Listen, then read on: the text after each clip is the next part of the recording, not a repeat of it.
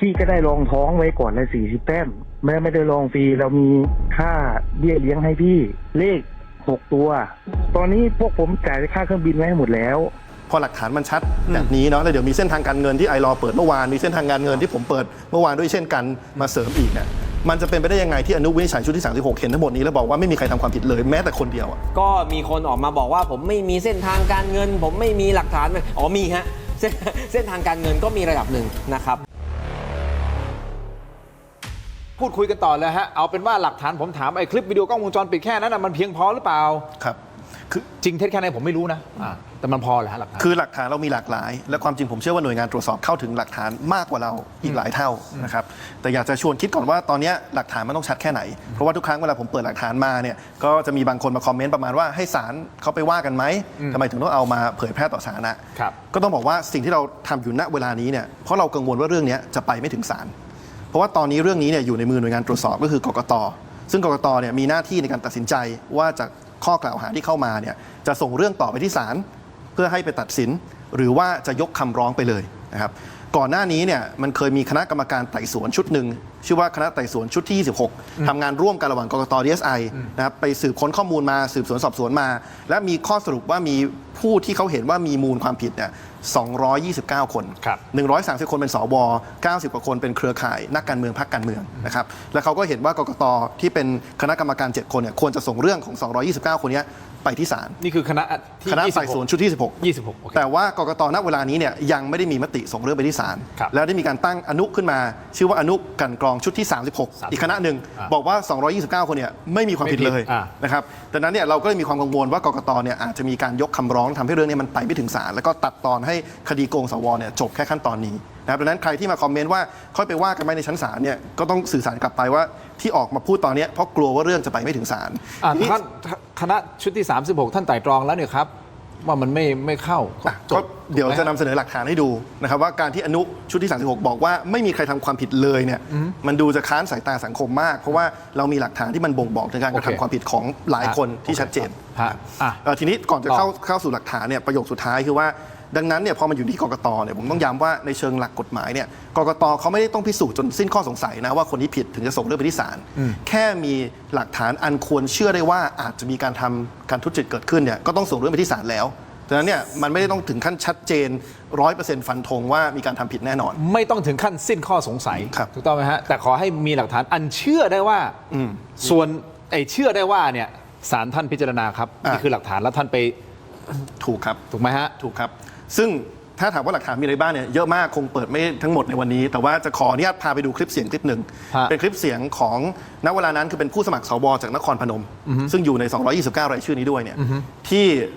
โทรไปพยายามจะเสนอผลประโยชน์ให้กับผู้สมัครสวอีกคนหนึ่งในจังหวัดเพื่อให้มาร่วมขบวนการนี้แล้วคนที่เป็นคนโทรเนี่ยณเวลานี้ก็เป็นสวอยู่ด้วยนะครับผมว่าคลิปเสียงแค่50 วิเนี่ยบ่งบอกทุกองค์ประกอบของกระบวนการนี้อย่างชัดเจนมากเราพร้อมไหมลุยเลยไหมไหนๆก็ไหนๆละมาว่ามันมีการจัดตั้งกระบวนการจัดตั้งทีนี้กระบวนการจัดตั้งเนี่ยเป็นพรรคการเมืองหนึ่ง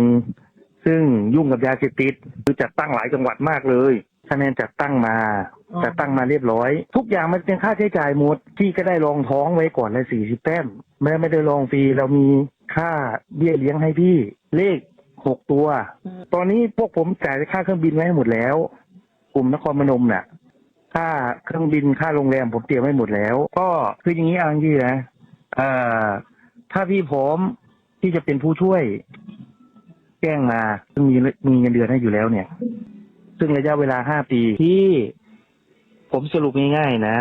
คนเราเนี่ยทิ้งพ่อทิ้งแม่นี่ไม่เอาพ่อไม่เอาแม่นี่เยอะแต่คนที่ไม่เอาเงินนี่ผมยังไม่เคยเห็นเลยว่านี่คือหนึ่งในหลักฐานที่คุณบอกว่ามันจะชี้ว่ามันจะมีการจัดตั้งมีการคุยกันมีการเตรียมกันในการเลือกสวครั้งนี้ใช่หรือไม่ถูกครับและองค์ประกอบต่างๆเนี่ยมันมีพยานอื่นที่มาสอดรับกันยกตัวอย่างนะครับ จะเห็นว่าเขามีการสัญญา40 แต้มซึ่งในเชิงคณิตศาสตร์เนี่ยจะสัญญา40 แต้มในรอบแรกได้เนี่ยต้องเป็นกระบวนการที่ครอบคลุมหลายจังหวัด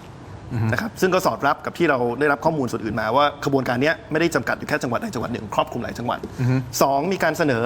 เมื่อกี้มีการเสนอค่าเบี้ยเลี้ยงเลข 6 หลัก ซึ่งก็สอดคล้องกับตัวเลขที่พยานบุคคลหลายคนพูดในเวทีวิปฝ่ายค้านมีแม้กระทั่งพยานบุคคลจากนครศรีธรรมราชคนหนึ่งที่เอาเงิน 20,000 บาทที่เขาบอกว่าเขาได้จากกระบวนการนี้มาโชว์ด้วยซ้ำแต่ที่เขาไม่ได้ที่เหลือเพราะว่าเขาไม่ได้เลือกตามโพยนะครับ3มีการพูดถึงการสปอนเซอร์ค่าเดินทางค่าตั๋วเครื่องบินเพื่อเดินทางเข้ามาตามศูนย์ทำโพย1-2 วันก่อนวันเลือกนะครับเมื่อวันก่อนเนี่ยก็มีพยานบุคคลเอาหลักฐานการจองตั๋วเครื่องบินนะครับมาให้ดูเช่นกันนะครับแล้วก็มีการพูดถึงการสัญญาตำแหน่งผู้ช่วยสำหรับคนที่มาเป็นผู้สมัครแล้วอาจจะไม่ได้เป็นสวแล้วก็มีการพูดถึงความเชื่อมโยงกับพรรคการเมืองซึ่งก็สอดรับกับตัวละครจากพยานบุคคลหลายคนที่มีการพูดถึงคนที่เกี่ยวข้องกับพรรคการเมืองเนี่ยมาอยู่ในห้องจัดทำโพยต่างๆด้วยเช่นกันดังนั้นเนี่ยผมคิดว่าเนี่ย50 วิตรงเนี้ยมันบ่งบอกว่ามันมีกระบวนการนี้เกิดขึ้นนะครับผมก็ชวนกลับไปคิดนะครับว่าพอหลักฐานมันชัดแบบนี้เนาะแล้วเดี๋ยวมีเส้นทางการเงินที่ไอรอเปิดเมื่อวานมีเส้นทางการเงินที่ผมเปิดเมื่อวานด้วยเช่นกันมาเสริมอีกเนี่ยมันจะเป็นไปได้ยังไงที่อนุวินิจฉัยชุดที่36เห็นทั้งหมดนี้แล้วบอกว่าไม่มีใครทำความผิดเลยแม้แต่คนเดียวอ่ะผมชวนคิดแบบนี้ก่อนเคยถามไหมเคยถามไปแล้วครับแล้วได้คำตอบแล้วถามในสภาเราด้วยนะครับใช้กลไกสภาเต็มที่ถามไหมเชิญมาแล้วแต่ว่าประธานคณะอนุวินิจฉัยชุดที่36ไม่ยอมมาในขณะที่ตัวแทนของกกตที่มาชี้แจงในกรรมาธิการก็เป็นฝ่ายรองเลขาที่ก็ไม่ยอมชี้แจงแทนเหมือนกันนะครับดังนั้นเนี่ยมันเป็นคำถามที่ยังไม่ได้คำตอบจากหน่วยงานมันก็เลยเกิดความไม่ไว้วางใจว่ากกตจะทำหน้าที่อย่างตรงไปตรงมาหรือเปล่ายังไม่นับว่า7คนที่ลงมติชี้ขาดเนี่ยมี4คนนะครับเสียงข้างมากนะที่ทุกวันนี้เป็นกกตได้เนี่ยเพราะมีมติรับรองจากสวชุดนี้ซึ่งส่วนใหญ่ก็อยู่ในสำนวนนี้นะครับมันก็มีผลประโยชน์ทับซ้อนที่ชัดเจนแล้วก็ทำให้เรามีความกังวลใจอีกประเด็นนึงก่อนที่จะกลับไปที่คุณเป่านะครับอีกประเด็นหนึ่งคือเรื่องของพยานบุคคลพยานบุคคลเนี่ยหลายคนที่มาเมื่อวานนี้เข้าใจว่าน่าจะเป็นพยานบุคคลที่สอบตกครับต้องไหมเป็นผู้สมัครสวผู้สมัครสวที่สอบตกหรือเปล่าไม่ได้เป็นถูกต้องไหมแล้วออกมาเปิดเผยข้อมูลต่างๆเนี่ยถามแบบตรงไปตรงมาว่าจะมีน้ำหนักมากพอหรือเปล่าที่เขาจะออกมาพูดแบบนี้เพราะว่าเขาพูดนี่คือเป็นตัวบุคคลเลยนะว่ายืนยันเลยนะว่ามีอย่างนี้1 2 3 4แต่เอาตรงๆมันหนักพอหรือเปล่าเขาจะไม่มีอคติเหรอเขาจะไม่รู้สึกว่าเขาสอบตกแล้วคือเหมือนหวังผลอะไรบางอย่างหรือเปล่าครับ2 ประเด็นแรกต้องยอมรับว่าคนที่จะเข้าถึงข้อมูลเกี่ยวกับกระบวนการนี้ได้เยอะที่สุดก็คือผู้สมัครที่เคยถูกดึงเข้าไปในกระบวนการตัวผมเนี่ยไม่เคยถูกดึงเข้าไปในกระบวนการผมก็ไม่รับรู้เรื่องพวกนี้โดยตรงผมก็ต้องอาศัยการวิเคราะห์จากหลักฐานรอบข้างนะครับแต่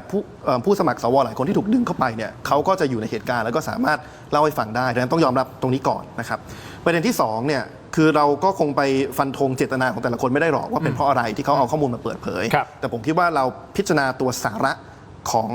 ข้อมูลเขาได้เช่นเนี่ยพอมีอย่างเมื่อวานเนี่ยมีผู้สมัครสวจากภูเก็ตที่เขาเล่าให้ฟังว่าตอนแรกเขาซื้อตั๋วจะมาเองที่กทมแล้วอยู่ดีก็มีอดีตผู้สมัครสสจากพรรคภูมิใจไทยเนี่ยโทรไปบอกว่าเดี๋ยวจะซื้อตั๋วให้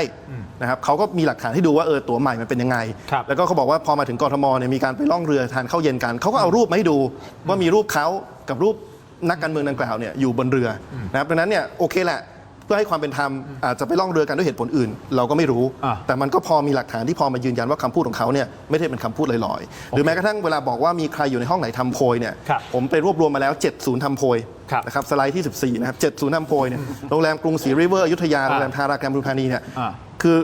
อผมคิดว่าหน่วยงานควรจะต้องไปเอาคลิปกล้องวงจรปิดมาผมหวังว่าเขาทำไปแล้วนะหวังว่าไม่ต้องรอผมมาพูดทำไปแล้วก็จะพิสูจน์ได้ว่าตามโรงแรมเหล่านี้วันที่ 24-25 มิถุนายนเนี่ยมีใครเดินทางเข้าออกบ้างแค่นี้ก็พิสูจน์ได้ในระดับหนึ่งแล้วว่าพยานบุคคลเนี่ยพูดจริงหรือเท็จแค่ไหนโอเคกลับไปมาแล้วด้วยผมไปมาแล้วด้วยที่โรงแรมครับไปเช็คว่ามีกล้องวงจรปิดจริงๆครั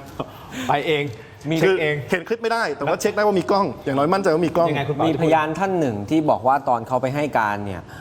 DSI เอาภาพกล้องวงจรปิดที่โรงแรมมาเปิดให้เลยมาเปิดให้ดูทุกพฤติกรรมของเขาแล้วก็ถามเขาว่าอยู่ตรงไหนเวลาไหนดังนั้นถ้าถามว่ากล้องมีไหมมีครับแต่เราไม่มีอำนาจเข้าถึงมันอยู่ในสำนวนกกตนั่นแหละโอเคเมื่อช่วงเช้าที่ผ่านมาเช่นเดียวกันนะครับคุณภารดร ปริศนานันทกุลนะฮะรัฐมนตรีประจำสำนักนายกรัฐมนตรีและท่านเป็นสสของอ่างทองด้วยนะครับพรรคภูมิใจไทยให้สัมภาษณ์บอกว่าการที่คุณยิ่งชีพนะออกมาทำแบบนี้เขาฟ้องแน่นอนพร้อมบอกว่าข้อมูลที่คุณเปิดมาเมื่อวานเนี่ยครับเรื่องเก่าทั้งนั้นฟังเสียงคุณแบทหน่อยฮะไม่เห็นเมื่อวานคุณเป่าเขาออกมาพูดถึงเรื่องหัวสวอีกรอบค่ะในเสวนาที่สภาเมื่อวานเรื่องเก่าทั้งนั้นมีพูดชื่อพวกรัฐมนตรีพวกที่แบบด้วยค่ะเหมือนมาย้ำข้อมูลเลยนะคะก็เรื่องเก่าทั้งนั้นนี่ครับเหมือนทางเรื่องเก่าแต่เขาก็แบบเอาหลักฐานมาเปิดตรงนี้ครับผมก็เรื่องเก่าทั้งนั้นนะครับแต่ยืนยันเดินหน้าฟ้องแน่นอนภายในสัปดาห์นี้เลยไหมคะเดี๋ยวหารือกันอีกที นี่คุณแบทนะบอกมันเป็นเรื่องเก่าคุณยิ่งชีพแล้วไปมันเผอิญมันไปเข้ากับสิ่งที่คุณสุขสำรวยพูดเหมือนกัน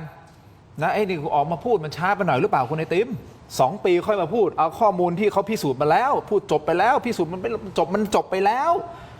นะครับแล้วเขาก็บอกว่าคุณไอติมเลือกที่จะไม่เอาความจริงมาพูดทั้งหมดตกลงมันยังไงเอาประเด็นแรกก่อนเอาคุณพลดรก่อนคุณยิ่งชีพก่อนนะ เรื่องเก่าครับ เรื่องเก่า เรื่องเก่าแปลว่ามันมีที่มาไงมันไม่ใช่เพิ่งอยู่ดีๆผมก็พูดออกมาเป็นคนแรกทางนั้นที่นี่นะครับยืนยันอีกครั้งหนึ่งทุกท่านที่ถูกเอ่ยถึงเคยเป็นผู้ต้องหาและไปให้การถูกเรียกไปสอบปากคำเรียบร้อยแล้ว ดังนั้นผมก็ไม่รู้ว่าเรื่องเก่าเนี่ยผมก็ทั้งหมดทั้งปวงเนี่ยไม่ได้พูดเป็นครั้งแรกแต่ผมไม่ได้พูดครั้งแรกและมีคนอื่นอีกมากที่พูดมาแล้วดังนั้นคำที่บอกว่าเรื่องเก่าเป็นคำยืนยันว่านี่ไม่ใช่เรื่องที่ผมอยู่ๆก็กุขึ้นมาเองนะครับขอดูเมื่อวานนิดนึงได้ไหมจริงๆเมื่อวานเนี่ยเรื่องเก่าไหมเรื่องเก่านะฮะเมื่อวานจริงๆผมไม่ได้พูดถึงท่านพระดอนแม้แต่คำเดียวเลยเพราะผมไปพูดถึงท่านอื่นอยู่นะครับแต่อาจจะหมายความว่าคุณแบทเขาอาจจะติดตามอยู่แล้วเพราะเขาเป็นหนึ่งในผู้ที่รับผลกระทบ ครับ ว่าเขาก็บอกให้ท่านเสียชื่อเสียงคุณมากล่าวหาพรรคภูมิใจไทยนู่นนี่นั่นท่านก็เลยบอกเฮ้ยจริงๆมันถูกพิสูจน์มาแล้วซึ่งมันไปสอดคล้องกับคุณสุขสำรวยไงว่ามันเรื่องเก่ามันจบไปแล้วใช่ไม่จบอะไรเลยก็อยู่ในมือกกตนี่ไงอยู่ในมือคีย์สำคัญตอนนี้คือกกตจะยกฟ้องทุกคนแล้วไม่ให้หลักฐานทั้งหมดถูกนำเสนอต่อศาลหรือไม่ที่เรามีเป็นแค่เศษเสี้ยวนิดเดียวเทียบกับที่กกตมี 90,000 หน้าแล้วเราต้องการให้ทั้งหมดนี้ส่งไปศาลนี่คือข้อเรียกร้องนะครับไม่ได้มีข้อเรียกร้องอะไรต่อท่านพระราดรท่านสุขสำรวยเลยนะครับเอาให้ชัดตรงนี้อย่างเมื่อวานเนี่ยผมไม่แน่ใจว่าผมพูดเรื่องเก่าหรือเปล่ายังไงแต่ว่าแล้วคุณพูดมาเดี๋ยวทีมงานของเรา โอเค เปิดภาพเมื่อวานเนี่ยผมพูดคือก่อนหน้านี้ผมพูดว่ารัฐมนตรีท่านไหนมีพยานมีใครเห็นอะไรบ้างก็มีคนออกมาบอกว่าผมไม่มีเส้นทางการเงินผมไม่มีหลักฐานมีฮะเส้นทางการเงินก็มีระดับหนึ่งนะครับอย่างเช่นที่ชัดเจนเนี่ยก็คือกรณีที่สุราษฎร์ธานีนะครับอำเภอวิภาวดีนะครับคือมีบุคคลคนหนึ่งเนี่ยชื่อคุณสุบินศักดานะครับโอนเงินไปให้ผู้สมัครสวจากอำเภอเดียวกันคืออำเภอวิภาวดีจังหวัดสุราษฎร์ธานีในวัน1 วันก่อนการเลือกระดับจังหวัดเป็นชุดๆนะครับโอน 8,000 6,000 4,000 2,000 บางอันเขาก็บอกว่าเป็นการคืนเงินบางอันก็บอกว่าซ่อมรถซื้อปุ๋ยเช่าพระเครื่องบริการนวด 2,000 บาทนะครับรวมถึงเนี่ยคือพอไปดูทั้งหมดทั้งปวงแล้วเนี่ยก็เป็นผู้สมัครที่กำลังจะไปใช้สิทธิ์โหวตในวันรุ่งขึ้นกันทั้งนั้นเลยที่ได้รับเงินเป็นเซตนะครับซึ่งคุณสุบินศักดาเนี่ยจริงๆก่อนหน้านี้ผมก็ไม่ได้ทราบว่าอะไรยังไงก็ไปเซิร์ช Google เลยนะฮะก็เห็นรูปของท่านที่ท่านลงไว้เองนะฮะคือท่านสุบินเนี่ยก็มีภาพถ่ายของท่านไปทำอะไรท่านก็ลงภาพนะครับเนี่ยภาพถ่ายของท่านเนี่ยก็เห็นว่าหน้าอกเนี่ยท่านเขียนหน้าอกข้างซ้ายเนี่ยโลโก้ภูมิใจไทยนะครับหน้าอกข้างขวาเนี่ยเขียนว่าเป็นผู้ช่วยสสพิชัยชมพูพลก็คือสสสุราษฎร์ธานีของพรรคภูมิใจไทยนะครับผมก็เลยเรียนถามท่านพิชัยว่ารู้จักไหมเนี่ยคนเนี้ยเขาแอบอ้างเอาเสื้อท่านไปใส่แล้วก็ไปไล่โอนเงินให้คนนั้นคนนี้หรือเปล่าหรือว่าท่านรู้เห็นหรืออะไรอย่างไรผมคิดว่าเวลาถามผมว่ามีหลักฐานไหมมีเส้นเงินไหมมีเยอะกว่านี้ก็มีแต่ก็เอาทีละเรื่องผมไม่ได้มีสาเหตุโกรธเคืองกับท่านสุบินกับท่านพิชัยกับท่านพระราดรท่านสุขสำรวยคนไหนไม่มีนะฮะทั้งหมดทั้งปวงต้องการจะบอกให้รู้ว่าจริงๆเรื่องนี้มีหลักฐานเยอะมากที่ผมพูดไปแล้วและจะพูดอีกมีแค่นิดเดียวแต่กกตมี 90,000 หน้าส่งฟ้องเถอะครับก็มีบางคนที่คอมเมนต์บอกว่าข้อมูลเหล่านี้หลักฐานเหล่านี้เอามาเปิดทำไมก็ให้เป็นกระบวนการไปเลยสิอันนั้นคือสิ่งที่เขามีคนคอมเมนต์เข้ามาแบบนี้ก็ถ้าทุกอย่างมันเดินถูกต้องตั้งแต่แรกซึ่งตอนนี้เรายังไม่รู้นะครับ